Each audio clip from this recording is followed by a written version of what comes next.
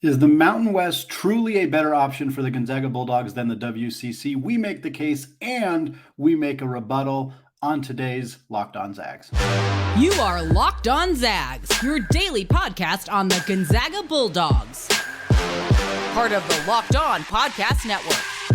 Your team every day.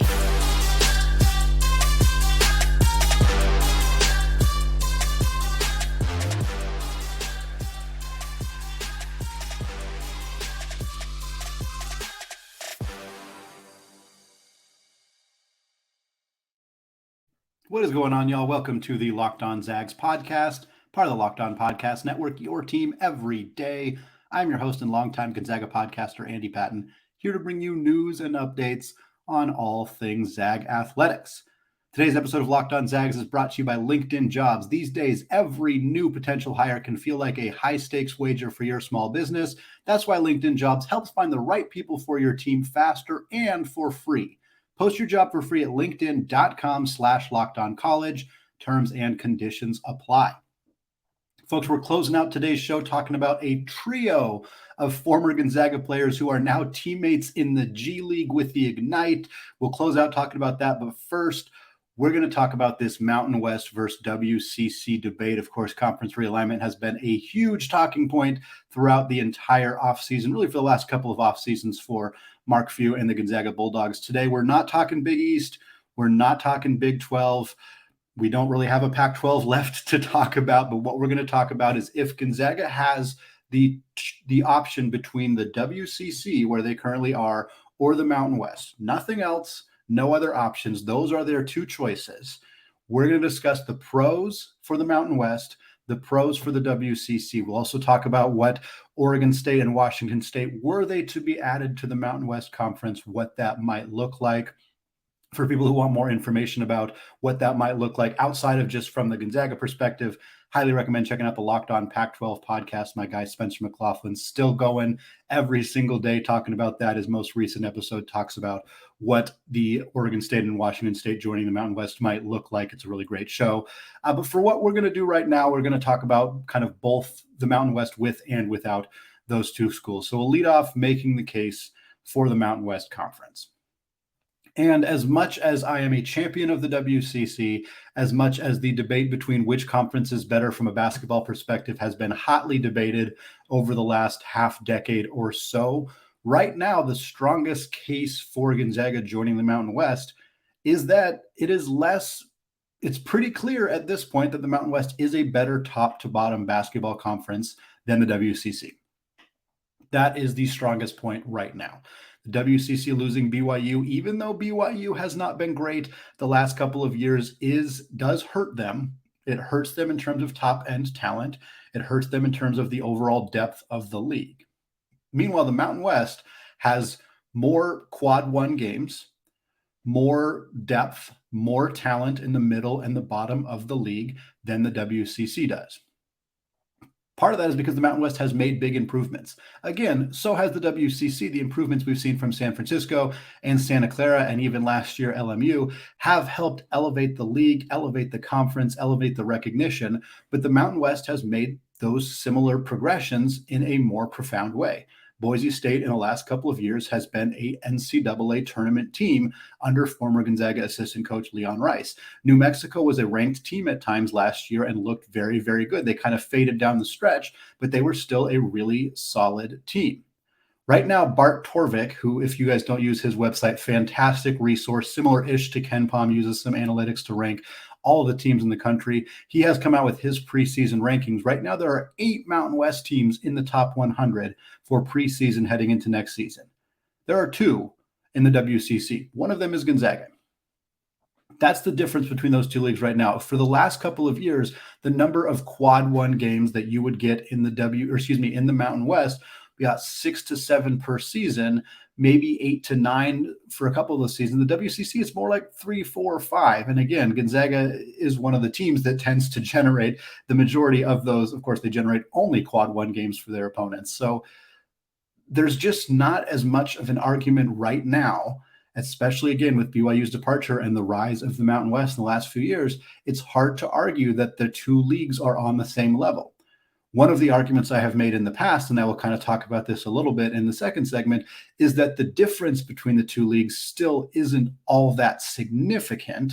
And for Gonzaga, if they are going to make a jump, I think they would rather, instead of just making a small jump from the WCC to the Mountain West, they would rather make that bigger jump to the Big 12, the Big East, etc. However, for this exercise, we are pretending that the only two options Gonzaga has is the Mountain West and the WCC, because quite frankly, that might be the reality. The Big 12 has said no thank you. We're at 16. We got our corner schools. We're good. And the Big East, it's just hard to say if the geography is ever going to be a hurdle that they're willing to overcome, if they're even willing to expand at the current moment. So if these are the two options, the Mountain West, from a pure talent perspective and men's basketball, is a better basketball conference. It also has more brand recognition. And I don't know how much this should move the needle in terms of the actual decision makers like Thane McCullough and AD Chris Standiford and Mark Few, who obviously is going to have a huge say in anything that happens here. But fans who, especially fans who aren't super familiar with the West Coast, or even specifically Gonzaga, all fans really are more likely to recognize the Mountain West Conference, recognize the programs in that conference than they are the WCC. Football is the reason for this. It's a huge reason for this. The Mountain West Conference has football. The schools participate in football, so their brands are more well known. More people know who San Diego State is. And of course, San Diego State has put themselves on the map as a now nationally recognized basketball brand, having gone to the national championship game last year. UNLV has a huge, rich basketball history, is located in what is becoming a sports mecca in Las Vegas. So that is an interesting one as well. Colorado State has been good at basketball lately, but again, the brand recognition comes primarily from football. But it would help ease some of those people who say Gonzaga plays in a no-name conference. They play against, D3 high school teams, all that stuff that people have been saying about the WCC for years that is just categorically false and has been false forever. I don't think Gonzaga should make decisions to pander to those people because they're just going to move the goalposts and continue to complain because they just are haters. That's who they are. And I know Gonzaga would not be making decisions based on that because that would be silly, but it is a compelling point that the Mountain West is a more nationally recognized brand as a conference, and has more nationally recognized brands within the conference. Gonzaga is really the only known brand in the WCC. That's it. BYU they're gone. St. Mary's, not a nationally recognized brand. College basketball purists know St. Mary's. That's about it. The other schools are not recognized at all. They're just not. And so I think that is an argument, albeit not the most significant one, but it is an argument in favor of the Mountain West. Beyond that, different/better media markets to play in. This is the way I phrased it in my notes here, because you keep some of the key media markets that are in the WCC. You keep the Bay Area because you have San Jose State. You also have Fresno State, not really in the Bay, but still in that kind of Central California area.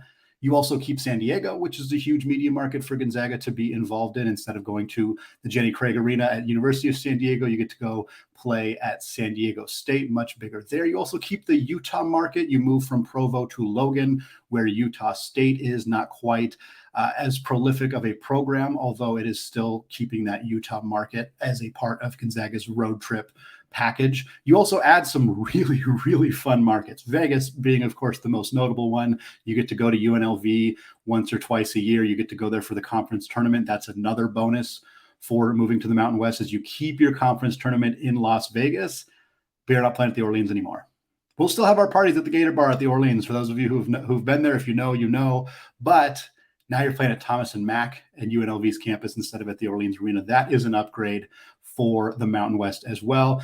Not only do you add Vegas, you add Reno in Nevada as well. You also add Boise, which I think is a huge bonus for Gonzaga to have that regional rivalry with Boise State. You add Colorado Springs and Fort Collins in Colorado. Denver area Zags would be through the roof to get an opportunity to see their team on the road at either of those two places. You also add Albuquerque and Laramie, Wyoming. Not exactly the biggest ones, but still some notable media markets for Gonzaga to get involved with. San Diego State versus Gonzaga would become an elite rivalry. You'd lose the St. Mary's rivalry, and we'll talk about that in the second segment, but Gonzaga versus San Diego State is the West Coast rivalry. It is the two most notable basketball brands on the West Coast by a significant amount. They're already playing each other this year and next year. adding this game to be a conference rivalry would be one of the best rivalries in college basketball within a few years. I firmly believe that. And I think that's a huge selling point for joining the Mountain West Conference. Then you talk about if Oregon State and Washington State are added to the Mountain West Conference. Then you get the Portland market, extended Portland market. Those of you who live in Oregon know that Corvallis and Portland are not that close to each other. It's about an hour and a half drive between the two of them. But people who go to that UP game every year are going to go to that game in Corvallis as well. So you still get to pick up that market. And then, of course, you get Pullman. You get the rivalry with Washington State. Gonzaga, Washington State being in the same conference is a huge selling point as well. Again, these are only if those two teams join the Mountain West, but I think it helps. They're nationally recognized brands, again, mostly for football. Neither of them are great at basketball. They don't move the needle a ton from a pure men's basketball talent perspective, but they give Gonzaga more fun regional games to play. And I think that Washington State one in particular is really critical. Then there's the money. The money is probably better in the Mountain West in terms of total dollar amount. We'll talk more about that in the second segment because I'm not sure the money is actually a big bonus for Gonzaga, but it is probably a bigger dollar amount. And then thinking about some other sports, I think women's basketball gets a bonus because the WCC, especially with BYU's departure, is pretty darn weak for women's basketball. And I think if you were to bring Gonzaga's women's team into the Mountain West, which is admittedly not great either, it is still much better than the WCC sans BYU. So I think you would help out one of your other key programs as well. Well, that's the argument for the Mountain West Conference, at least part of the argument for the Mountain West Conference. Now we're going to talk about the argument for staying in the WCC. If these are the two options, what would it mean for Gonzaga to just stay in the WCC? Why that might be the more appealing option? All that coming up after a word from today's sponsor, LinkedIn Jobs. These days, every new potential hire can feel like a high-stakes wager for your small business. You want to be 100% certain that you have access to the best qualified candidates available, and that's why you have to check out LinkedIn Jobs, which helps find the right people for your team faster and for free. It's super easy to create a free job post on LinkedIn Jobs, and then you just add your job and the purple hashtag hiring frame to your LinkedIn profile to spread the word that you're hiring. From there, simple tools like screening questions make it easy to focus on candidates with just the right skills and experience so that you can quickly prioritize who you'd like to interview and ultimately hire. And let's be honest, adding the right team member can have a positive and measurable impact on your business. It's why small businesses rate LinkedIn Jobs #1 in delivering quality hires versus the leading competitors. LinkedIn Jobs helps you find the qualified candidates you want to talk to faster. So post your job for free at linkedin.com/lockedoncollege. That's linkedin.com/lockedoncollege to post your job for free. Terms and conditions apply. Folks, want to thank all of you for making Locked On Zags your first listen or your first watch of the day. Shout out to those of you checking out the show on YouTube, and shout out to those everyday listeners who make Locked On Zags a part of your morning routine, your exercise routine, your evening routine, whatever it may be. We're turning the calendar over to September, which means we're going to eventually start our player preview series. We're going to continue to keep you updated on Gonzaga's roster if there is any more movement. It's crazy to think that there still might be, even though the school year has already started, but the Zags do have a couple up open roster spots. We also got some fun interviews lined up for the next couple of weeks as well. So stick with us here as we get closer and closer to the start of the college basketball season. For now, though, I want to pivot. We had our opening statement, our argument, the case for the Mountain West Conference. Now we're going to make the case for staying in the WCC, again, assuming the two options for Gonzaga are the Mountain West Conference and the West Coast Conference. They're home for many, many decades. And that's where I want to start. I think the strongest argument for staying in the WCC is these 7 words. If it ain't broke, don't fix it. Gonzaga has made 8 straight Sweet 16s. They have made 2 national championship appearances. They were winning a national championship game with 6 minutes to go in 2017. They were undefeated until they ran into a buzzsaw Baylor basketball team in 2021. They are out-recruiting many of the premier teams on the West Coast, or at least recruiting on that same level. They're bringing in premier 5-star talent, top 50 recruits, elite international players. They're churning out NBA talent left and right. They are continuing to dominate in the non-conference and in the regular season and in the conference tournament and in the NCAA tournament. There is not a super compelling reason to make a change. Yes, the Big 12 with all of the premier talent, the new addition of Arizona as well, would be a dream. Getting to play those schools would be unbelievably fun. Big East, of course, aligns with Gonzaga so much outside of the geography, and the Mountain West, as we just labeled, has some better teams, some better top to bottom scheduling. But at the end of the day, what is going on for Gonzaga right now is working. It's working.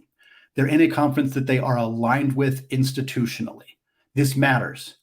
It does not necessarily matter to a lot of the fans. It certainly doesn't matter to college basketball fans in general who aren't specifically Gonzaga fans, but it matters to President Thane McCullough. And it matters to an extent to Chris Standiford and Mark Few as well. It does. Mark Few probably a little bit less so, but it does matter. And the institutions in the Mountain West are not aligned as similarly to Gonzaga as the institutions in the WCC. That is just a fact. I think teams are starting to go away from caring too much about that because they saw what happened when the Pac-12 stuck their foot in the mud and said, no, we're only going to take schools that are like us. Well, they just got completely dissolved because of that. So I don't know that that's a super strong argument, but it is a fact, and it is something that is relevant in terms of this conversation were it to come down to these two conferences for Gonzaga. Additionally, right now, the Zags, and this is only temporary, but they have the ability to schedule those mid-season non-conference games in part because of BYU's departure. BYU's departure is an overall negative for the WCC. I think that's fairly obvious. But now Gonzaga gets to play Kentucky on February 10th. That's pretty darn cool. May not get those opportunities in the Mountain West. Of course, they'll have better regular season games, but this is still a cool opportunity that Gonzaga has, at least until the conference ends up filling those spots, or at least that spot for BYU's departure. I think another big part of this too, and I kind of talked about it in the first segment, is the money element, because while I believe that the piece of the pie, while I believe that the amount of money that the Mountain West would be able to give Gonzaga on a yearly basis from their media deals, their TV deals, and whatever, would be more than they're getting from the WCC. I don't know what Gonzaga's cut is going to look like. Again, they would be a non-football school in a conference full of football schools. Negotiating that contract is going to be challenging, and it may not result in a significant financial upgrade. If it's not a financial upgrade, there's no way Gonzaga does it. They're just not going to do it. So it'd have to be some increase in their overall amount of income coming in. If the Mountain West is willing to give them that, which they should be, because what it adds from a basketball perspective, from a media perspective, is significant. But Gonzaga is not going to be able to have the amount of sway and power and authority that they have in the WCC. They can borderline do whatever they want in the WCC. They got a big piece of the pie. They get more revenue from making the NCAA tournament, at least a bigger percentage of that revenue, than they would in any other conference. The Mountain West is not going to give them that kind of power. They're focused on their football schools. Gonzaga, I don't want to say Gonzaga would be an afterthought, but they would not be nearly that level of importance. That may not matter that much to the school if they're making more money, but it does create a situation where if they feel like they're not getting treated appropriately, if they feel like football is the priority, if they feel like they're not getting a fair shake, they don't really have the ability to push back on that. They have that in the WCC. And I think that that's something that Gonzaga really values. When you combine the fact that they have this power to kind of bend the WCC the way they want, have the conference tournament be the double bye that is really beneficial for them, have a bigger piece of the financial pie, plus the fact that what's going on with them in the WCC is not causing them significant problems. It's not preventing them from making the Sweet 16 or the national championship game or continuing to win games in the non-conference or continuing to recruit well. If they're not being impacted by that, going to another conference where you give up that power is risky. Going to the Big 12, you know you're giving up that power. You're one of the least recognized brands in totality in the Big 12 if you go there. But you're going to the Big 12. You're making much, much more money. You're playing much better team. That's different. The Big East, they would kind of be on a somewhat similar level with some of those programs. Whereas in the Mountain West, with all these schools with football, you're just not necessarily going to be in that position. And I think that's something that would really be a challenge for Gonzaga and be a significant negative for them in terms of making this move. You also lose the rivalry with St. Mary's. You gain the rivalry with San Diego State. I think that's probably a better game, but it would be a bummer to lose what is one of the best rivalries in all of college basketball, certainly the premier rivalry on the West Coast right now. You also lose some road games. You lose the Portland market. Again, if Oregon State were added, you kind of get that back a little bit, but that's still a tough loss. Probably impacts people like me who live in Portland and are Gonzaga fans a little bit more, but it would still be a tough loss for Gonzaga to not have those games. You also lose the LA market, which is fairly significant. Fresno State and San Diego State are not that close to LA. They're not as close as Pepperdine. They're not as close as LMU.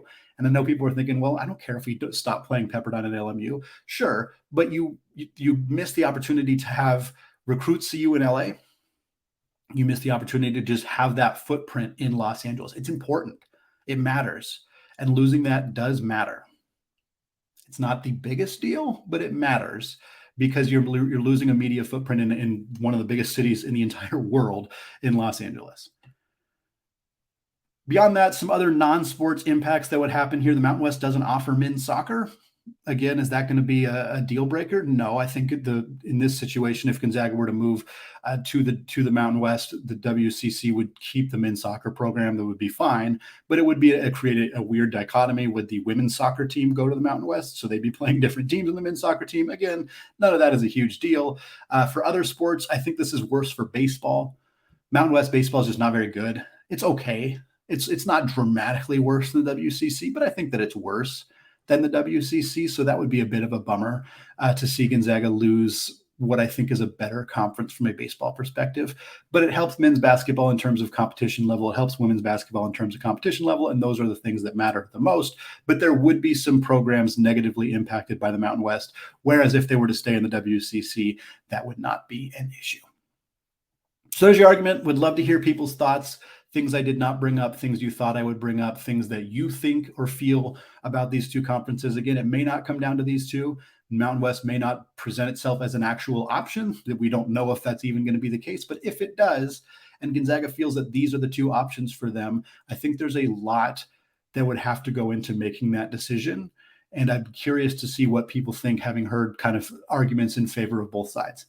But we're going to close out today's show with a different story here. We're going to talk about a trio of Gonzaga stars who all three on the same day signed with the G League Ignite team. We're going to talk about who they are, what that means for Gonzaga, and why this team is going to be must-watch hoops during the 2023-24 season. All coming up right after this. All right, folks, segment 3 here. Still Andy Patton, still locked on Zags, switching away from our Mountain West versus WCC conversation to talk about a trio of Gonzaga alumni, former Zags, all who signed on the same day with the G League Ignite. Of course, the G League Ignite is one of those two teams in the G League that is kind of a feeder team. They're trying to get they're not affiliated with NBA teams the way that like the new Rip City Remix team is, or like the Windy City Bulls for the Chicago Bulls or the Capital City Go-Go for the Washington Wizards. They're just teams that are kind of like, I don't want to say super teams, but they're trying to collect a handful of like NBA draft prospects and put together these teams that can compete and present an alternative option for guys who don't want to go to college. But they also fill these teams out with professional veterans. And while looking to fill out their roster, somebody looked at a list of as many Gonzaga alumni as they could find and said, let's sign as many of these guys as we can, and ended up signing 3 former Zags. Those 3 players are Jeremy Pargo, David Stockton, and newcomer to the G League, Admon Gilder. Talk a little bit about each of them. Jeremy Pargo is perhaps the most well-known name here among just basketball circles in general. Pargo last year averaged 10 points, 5 assists for the Windy City Bulls in the G League. He's played 86 career NBA games with Memphis, Golden State, Cleveland, and Philadelphia. And a guy who's been in the professional rank. He's played in so many different countries. I'm not going to list them all here. Israel, Italy, Germany, a handful of other ones. He's been a EuroLeague star, has represented the United States in the FIBA World Cup in the past. Really a guy who has donned as many uniforms as you possibly can. Now he gets a chance to play for this fun G League Ignite team. And even in his mid-30s, he is still absolutely balling out. I'm really excited to see what the former WCC player of the year from the Zags in 2008 can do with this G League team. And his backcourt partner, one of his backcourt partners, I should say, will be David Stockton. They didn't quite overlap at Gonzaga. Pargo's last year was 2009. Stockton's first year was 2010, missed each other by just 1 season. Stockton is an 8-year G League veteran. He's played over 220 games in the G League during his career. He has career averages. Again, 8 seasons, 220 games, career averages of 16.5 points, 7 assists, and 3.4 rebounds. He has been a machine in the G League for the last decade or so. Last year, he played with the Fort Wayne Mad Ants, the affiliate of the Indiana Pacers, averaged 13.3 points and 9 assists, including setting the single game record with 19 assists in a game last year for Fort Wayne. Stockton is pretty close, and assuming he plays a few more years, has a very real chance of becoming the G League all-time assist leader. John Stockton, of course, David's father, is the all-time assist leader in the NBA. Meanwhile, Courtney Vandersloot is closing in on Sue Bird's record for the all-time assist leader in the WNBA. Those of you who are longtime listeners, everyday listeners, know that I love talking about this whenever I can, because a few years from now, there's a real chance, real chance that the NBA, WNBA, and G League, the three biggest professional basketball leagues in the United States, all have an assist leader that came from Gonzaga. How cool is that? Hasn't happened yet, but David staying in the G League, signing with the Ignite, is a promising sign that he may continue to move towards that record.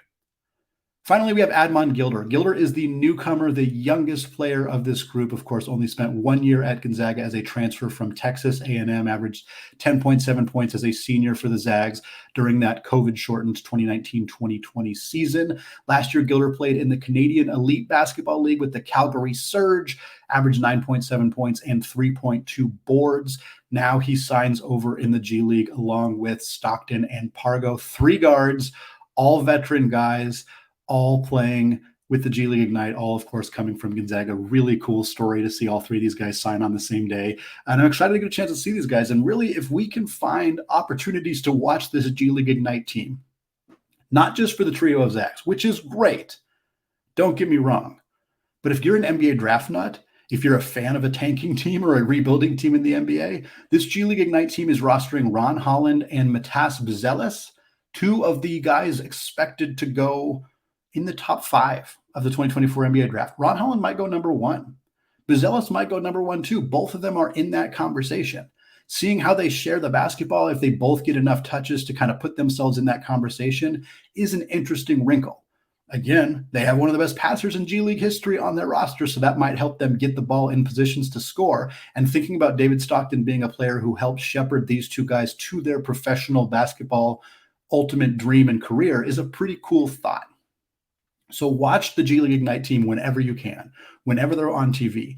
You get to see 3 former Zags. You get to see future NBA stars. There's also Eric Mika, former BYU center. You can see that there's a West Coast vibe, a West Coast conference theme with this G League Ignite team. Part of that is because one of their longtime players and administrators is Pooh Jeter. Pooh Jeter played at the University of Portland a very long time ago and had a prolific, nearly 20-year professional basketball playing career. He is now not affiliated with the G League Ignite anymore.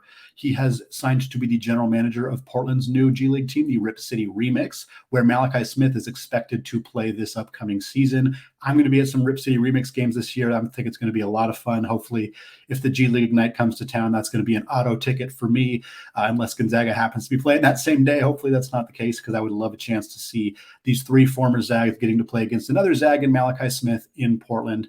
And shout out to Pooh Jeter for helping put together this West Coast affiliated team with the G League Ignite. All right, that's going to wrap us up for today here on the Locked On Zags podcast. One more show coming your way this week on Friday, talking about some of the players competing for those final rotation spots for Gonzaga. We'll make the case for Dusty Stromer, for June Sakyo, for Luka Krajnovic, and for Braden Huff. 2 of those guys are going to be in the rotation. We'll make a case for all 4 of them to close out the week. So check it out wherever you get podcasts. Check us out on YouTube as well, and go hit that subscribe button. We're pretty darn close to 2,000 subscribers.